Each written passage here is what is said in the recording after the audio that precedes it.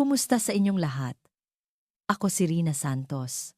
Ngayong araw, susuriin natin ang paksang mga lihim ng maayos na pagdaan sa immigration. Ang paglalakbay ay laging kapana-panabik. Ngunit hindi ba't nakakakaba rin kapag dumating ka sa paliparan?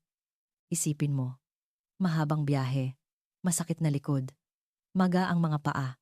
Pagkababa ng eroplano, dumating ka sa immigration counter. Ang fluorescent light sa itaas ay kumikinang na parang nagpapaputok sa iyong mga mata. Ang baterya ng iyong cellphone ay malapit ng maubos at may mahabang pila sa harapan mo. Tiningnan mo ang mga immigration officer sa likod ng salamin. Walang ekspresyon ang mga mukha nila at mataman nilang tinitingnan ang bawat isa. Sa wakas, turn mo na!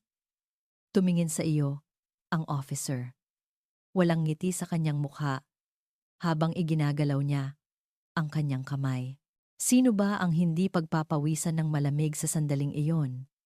Ang isang simpleng galaw ng kanyang kamay ay maaaring magsimula ng iyong biyahe ng masaya o maaari kang pagpawisan sa maraming tanong. Ngunit alam niyo ba, ang mga officer ay hindi lang basta nagtatanong. Sa likod ng glass booth na iyon ay isang masusing sistema, mga itinakdang patakaran. Kahit na sinasabi ng ating kasabihan na mas madaling alamin ang lalim ng dagat kaysa sa puso ng tao, alam nila agad, sila ay mga sinanay na eksperto na kayang basahin ang iyong iniisip sa pamamagitan lamang ng iyong postura. Kung paano mo dala ang iyong bag, ang iyong paghinga, bago ka pa man magsalita. Ngayon, alamin natin ang mga lihim na ito.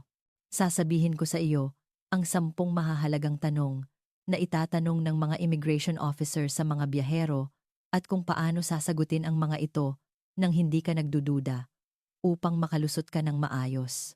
Maglalakbay ka man sa Amerika, Europa o sa ibang bansa sa Timog Silangang Asya. Kung masyadong madami kang sasabihin, magmumukha kang kahina-hinala. Kung wala kang sasabihin, maaari kang makita bilang may tinatago. Ngunit kung alam mo ang kanilang tunay na intensyon, maaari kang makalusot ng may kumpiyansa. Tulad ng isang veteranong aktor na may script. Simulan natin sa unang tanong. Ang simula ng lahat. Tanong 1. Maaari ko bang makita ang iyong pasaporte? May I see your passport? Siyempre, ito ay isang halatang tanong. 'Di ba? Ngunit huwag maging kampante. Sa anumang paliparan sa buong mundo, ang mga salitang ito ay hindi lamang simpleng kahilingan. Ito ang unang pagsubok.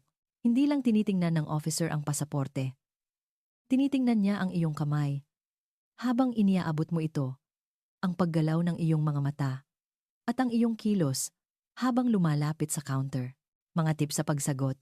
Habang nakapila, ilabas na ang iyong pasaporte at hawakan ito sa iyong kamay. Kapag hiniling ng officer, kalmadong iabot ito, na para bang matagal mo nang hinihintay. Huwag iwasan ang kanyang tingin at iabot ito ng may maamong ekspresyon. Hindi na kailangan ng mga hindi kinakailangang biro o paghingi ng paumanhin sa paliparan. Ang kumpiyansa ang iyong pinakamahusay na tiket. Kung tatayo ka ng may saloobin na, karapat-dapat akong pumunta rito, mas madali kang makakadaan sa saradong pintuan ng salamin. Nakalusot ka na sa unang pagsubok. Ngayon, lilipat ang officer sa pangalawang tanong na sumasaklaw sa iyong buong biyahe. Ito ay parang simpleng tanong. Ngunit kung mali ang iyong sagot, maaari kang pagpawisan. Tanong 2. Gaano ka katagal mananatili? How long will you stay? Ang tanong na ito ay napakasimple at parang walang epekto. Parang kapitbahay lang na nagtatanong kung gaano ka katagal magbabakasyon. Ngunit huwag kang magpadala. Sa kasimplehan nito, mga tips sa pagsagot. Maikli at direkta ang sagot. 10 araw po o 1 linggo po. Iyon lang. Walang dagdag na detalye. Huwag magkuwento ng mahaba o ngumiti ng may pag-aalinlangan. Gusto lamang malaman ng officer kung gaano ka kaorganisado at kontrolado sa iyong mga plano sa paglalakbay. Ang pagkakaroon ng kumpiyansang alam mo ng eksakto ang iyong plano ang tamang sagot. Kung malinaw mong nasabi ang iyong mga petsa, Susubukan ng officer na kumpirmahin kung ang sinabi mo ay tugma sa impormasyong ibinigay mo sa kanya. Dito, nagbabago ang kapaligiran. Tanong 3. Ano ang layunin ng iyong pagbisita? What's the purpose of your visit? Ano? Dapa. Dapa. Maaaring biglang maging parang interrogation room ang paligid sa tanong na ito. Haharapin ka ng officer na may formal na tono at itatanong, bakit ka nandito? Mga tips sa pagsagot. May 3 magic words na gusto ng mga officer at magpapalusot sa iyo nang walang tanong. Turismo, negosyo, o pag-aaral. Ang isa sa 3 ito ay sapat na. Nandito po ako para magbakasyon.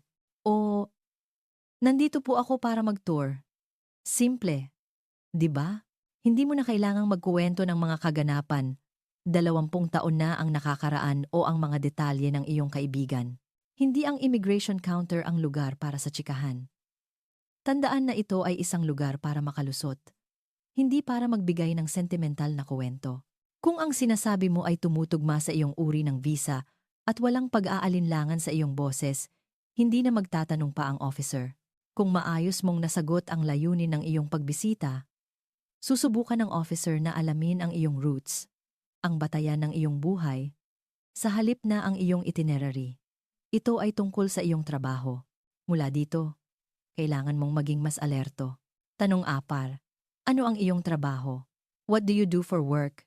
Maaaring magtaka ka kung bakit niya tinatanong ang iyong trabaho. Hindi niya ito tinatanong para magkaroon ng background check o para mag-set up ng blind date. Ngunit ang tanong na ito ay nagtatago ng isang mahalagang intensyon. Hindi ang trabaho mo ang gustong malaman ng officer. Gusto niyang malaman kung mayroon kang sapat na dahilan para bumalik sa iyong bansa. Ang pagkakaroon ng trabaho ay nangangahulugang mayroon kang matatag na batayan sa iyong bansa. At ang matatag na batayan ay malakas na ebidensya na babalik ka sa iyong bansa pagkatapos ng iyong biyahe. Mga tips sa pagsagot. Simple at direkta ang sagot ng mga biyaherong eksperto. Ako po ay isang guro. Ako po ay isang empleyado. Ako po ay may negosyo. Napakasimple, di ba? Lalo na sa ating mga retiradong senior. Huwag kayong mag-alala, sabihin ng may kumpiyansa. Retired na po ako. Ako po ay naglalakbay pagkatapos magretiro. Sapat na ang isang pahayag na ito. Ang pagre-retiro ay nangangahulugang nagtrabaho ka ng husto sa iyong buhay at ngayon ay nag-enjoy ka na sa iyong kalayaan. Kaya ito ay nakakabuo ng tiwala dahil nagpapahiwatig ito ng pinansyal na kakayahan. Huwag mag-alinlangan, magsalita ng may kumpiyansa. Pagkatapos kumpirmahin ang iyong pagkakakilanlan sa pamamagitan ng iyong trabaho, magtatanong ang officer ng isang tanong upang kumpirmahin kung ang sinabi mo ay tumutugma sa impormasyon sa system. Tanong M. Naglalakbay ka ba? Nang mag-isa? Are you traveling alone? Tatanungin ka ng officer ng may pagtataka. May kasama ka ba? Hindi niya ito tinatanong bilang paggalang. Alam na ng officer sa kanyang monitor kung sino ang kasama mo sa pag-book ng tiket sa eroplano at kung sino ang nakaupo sa tabi mo. Ang dahilan kung bakit siya nagtatanong ay upang masubukan ang iyong katapatan. Kung nagsisinungaling ka o nagsasabi ng totoo, mga tips sa pagsagot, maikli at direkta ang sagot. Kung mag-isa ka, opo, mag-isa lang po ako. Kung may kasama ka, kasama ko po ang aking asawa. Kasama ko po ang aking kaibigan. Iyon lang.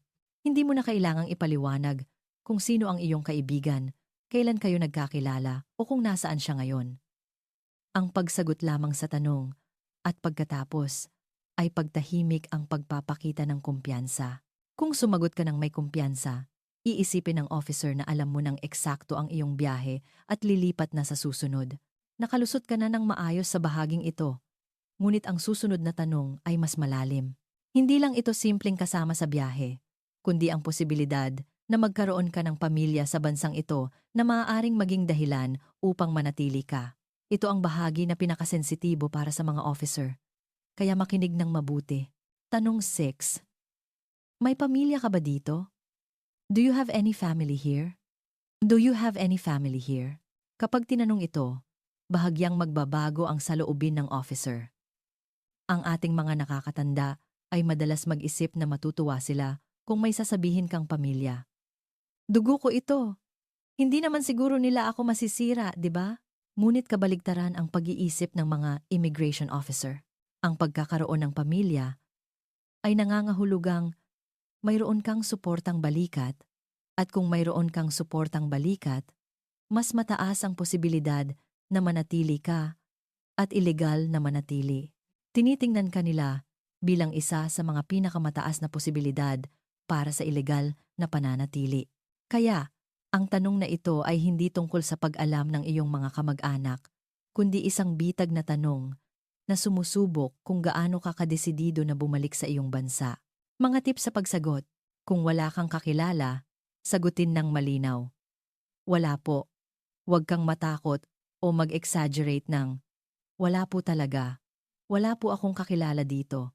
Ang labis na pagtanggi ay maaaring magmukhang positibo. Parang magnanakaw na nagkukumahog dahil sa konsensya. Sa kabilang banda, kung mayroon kang pamilya, kailangan mong sabihin ang totoo. Kung magsisinungaling ka at malaman nila, mas malaki ang problema. Sa halip, sabihin ng simple, opo, nakatira po ang aking pinsan dito. O nagtratrabaho po ang aking kapatid dito. Iyon lang. Hindi mo na kailangang magkwento tungkol sa promosyon ng iyong pinsan o ang kasaysayan ng iyong pamilya. Hindi interesado ang officer sa iyong pamilya. Tinitingnan lamang niya kung naguguluhan ka sa tanong na ito o kung kalmado ka lang. Ang hindi pag-iwas ng tingin at pagsasalita ng kalmado ang susi. Pagkatapos kumpirmahin ang iyong relasyon sa pamilya, susuriin ng officer ang iyong nakaraan. Hindi nagsisinungaling ang computer. Tanong 7. Nakapunta ka na ba dito dati? Have you been here before? Have you been here before? Matama na titingnan ng officer ang monitor bago siya tumingin sa iyo at magtanong, nakapunta ka na ba dito dati? Kung minsan, nakangiti pa siya, na para bang nagtatanong kung maganda ang iyong huling pagbisita. Ngunit huwag kang malinlang. Hindi ito tungkol sa pagbabahagi ng mga alaala. Sa screen na iyon, nakikita niya kung kailan ka pumasok at lumabas at kung anong visa ang nakuha mo. Alam na ng officer ang sagot. Ang dahilan kung bakit siya nagtatanong ay upang kumpirmahin kung ikaw ay tapat at kung ang sinasabi mo ay tumutugma sa iyong record. Ito ay isang uri ng memory test at katapatan test. Mga tips sa pagsagot. Kung ito ang iyong unang beses, simple lang. Hindi po. Ito po ang aking unang beses. Hindi mo na kailangan ng mga sentimental na pahayag tulad ng pangarap ko po ito at sa wakas ay narito na ako. Kung nakapunta ka na rito, sabihin ang totoo, ngunit maikli. Opo, nakapunta po ako noong nakaraang tag-init. O, nakapunta po ako 2 taon na ang nakakaraan para sa business trip. Sabihin ng direkta kung kailan at bakit ka pumunta. Ang pinakamahalagang iwasan dito ay ang pag-aalinlangan. Kung mag-aalinlangan ka o iiwasan ang kanyang tingin habang inaalala, agad na magdududa ang officer. Hindi niya maalala ang sarili niyang record? Nakakahina-hinala? Hindi tinatanong ng tanong na ito ang iyong mga alaala sa paglalakbay.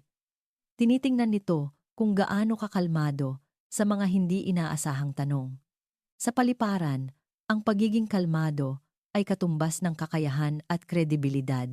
Nakalusot ka na sa lahat ng mahalagang bahagi. Ngunit ang susunod na tanong ay isang napaka-praktikal na problema na maaaring magresulta sa pag-check ng iyong bag sa customs. Paano maiiwasan na mapagkamalan kang isang vendor? Tanong 8. Mayroon ka bang idedeklara? Do you have anything to declare? Do you have anything to declare? Do you have anything? Mananatiling walang ekspresyon ang mukha ng officer habang nagtatanong. May idedeklara ka ba? Napakasimple ng tanong, di ba? Ay, hindi naman ako smuggler. Madali kang mag-iisip. Ngunit ito ang sandali kung saan marami ang nahihirapan sa paliparan. Ang target ng officer dito ay hindi ang nilalaman ng iyong bag. Ito ang iyong mga mata. Kung mag-aalangan ka at ang iyong mga mata ay magliligaw. O kung sumulyap ka sa iyong bag. O kung manghina ang iyong boses, agad na sasabihin ng officer, Pakibuksan po ang inyong bag doon. Mga tip sa pagsagot. Ang patakaran ay simple. Ang katapatan ang pinakamahusay na patakaran. Kung wala ka talagang idedeklara, sabihin ng may kumpiyansa at malakas, wala po. Huwag kang mag-alinlangan at magsimulang magdahilan. Ay, wala naman po akong importanteng dala sa bag ko. Mas magmumukha kang kahina-hinala. Kung mayroon kang idedeklara o kung hindi ka sigurado, mas mabuti na sabihin na, mas madalas. Kung voluntaryo kang magdeklara, papayagan ka lang nila. Ngunit kung susubukan mong itago at mahuli ka, kukunin nila ang iyong gamit. Magpapabayad ng multa at mapapahiya ka pa. Ang mga customs officer ay mapagpasensya sa mga tapat na tao, ngunit walang awa sa mga sinungaling. Ang pagiging mayabang na kumpiyansa o ang pagiging napakatapat ang susi para makalusot sa bahaging ito. Ngayon, tapos na ang problema sa bag. Ngayon, susubukan ng officer na kumpirmahin kung kaya mong manatili ng maayos sa bansang ito nang hindi nawawala. Tanong 9. Saan ka mananatili? Where will you be staying? Kapag tinanong ito, marami ang biglang manghihina. Ilan ba ang nakakaalam ng pangalan ng hotel sa Ingles? Ang paglabas ng cellphone para hanapin ang voucher? O ang paghahanap sa mga papel? Ay magpapailing sa officer. Hindi sinusubukan ng officer kung kabisado mo ang address. Gusto niyang malaman kung mayroon ka ng lugar na matutuluyan. Hindi siguro siya magiging homeless, di ba? Ito ay tungkol sa pagpaplano. Mga tips sa pagsagot. Kaya, okay lang kung hindi mo kabisado ang address. Sa halip, sabihin, sa Pacific Hotel po sa Makati. Sa isang Airbnb po sa Cebu City. Sa bahay po ng aking pinsan sa Davao. Hindi na kailangan ng detalyadong street number. Sabihin lang ang pangalan ng hotel at ang lugar ng malinaw.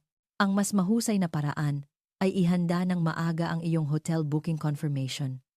Kung wala kang masabi, ipakita lang ang papel at sabihin, ito po, ito ay magiging maayos. Ang mga handa ay hindi kailanman naguguluhan. Ngayon, isang huling tanong na lang ang natitira. Kapag nalampasan mo ang tanong na ito, makakalabas ka na at ma-e-enjoy mo na ang kalayaan. Ang huling kumpirmasyon na magpapasya kung papayagan ka ng officer na lumabas. Ano kaya ito? Tanong. Mayroon ka bang return ticket? May I see your return ticket?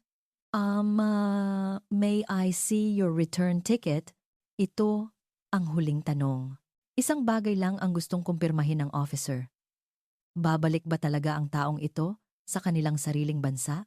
Ano man ang bansa? Amerika, Europa, o Timog Silangang Asya. Alam mo ba kung ano ang pinakaayaw nila? Ito ay ang mga taong pumapasok at hindi na umaalis. Kaya, kapag natanong ito, hindi dapat matagal kang naghahanap ng gusot na papel sa ilalim ng iyong bag sa loob ng 5 minuto. Hindi rin dapat ubos na ang baterya ng iyong cellphone. Ang kawalan ng paghahanda ay nagreresulta sa kawalan ng tiwala. Mga tips sa pagsagot. Ang ating matatalinong nakakatanda ay naghahanda ng maaga.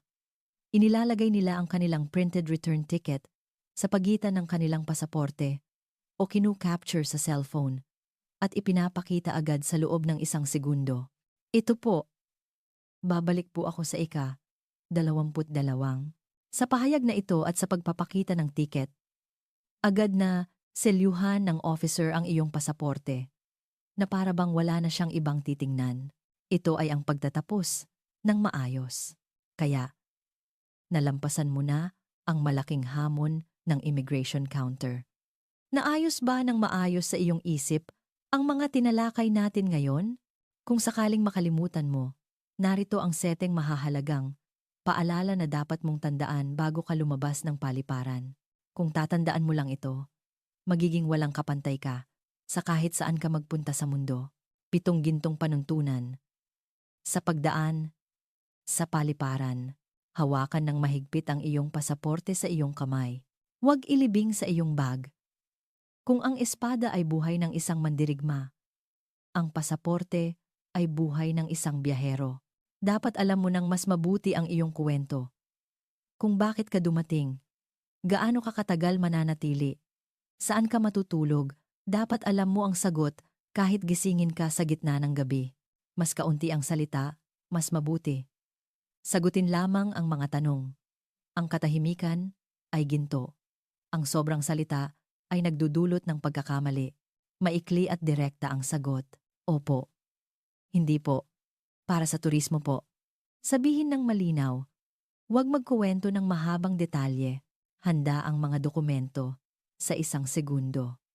Ang return ticket, hotel reservation, ay dapat nakahanda sa iyong bulsa sa harapan o sa iyong kamay. Panatilihin ang maayos na postura. Huwag mag-cross legs o magtingin-tingin.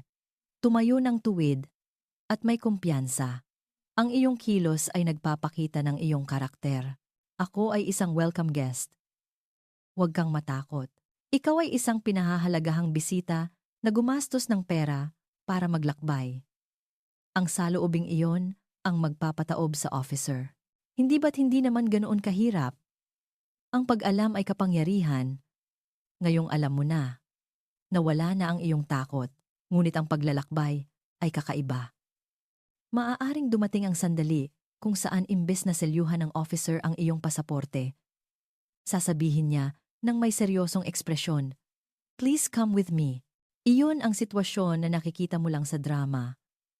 Ang pagkaladkad sa nakakatakot na secondary inspection room. Ano kaya ang nangyayari sa silid na iyon? Ito ba ay para lang sa mga nagkasala? O baka may na-frame lang? Sa susunod na pagkakataon, tatalakayin natin ang katotohanan tungkol sa lihim na silid na iyon, ang secondary inspection room, na walang nagkukwento. Para maging tunay na eksperto sa paglalakbay, kailangan mong maging handa para sa kahit anong sitwasyon. Hindi ba? Sana ang kwentong ito ngayon ay maging isang matibay na gabay sa iyong mga biyahe.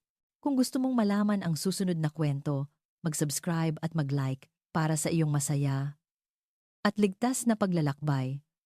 Muling darating si Rina Santos na may mas maraming kapakipakinabang na impormasyon, manatiling malusog, at sana ay puno ng kaligayahan ang bawat hakbang na iyong gagawin. Paalam.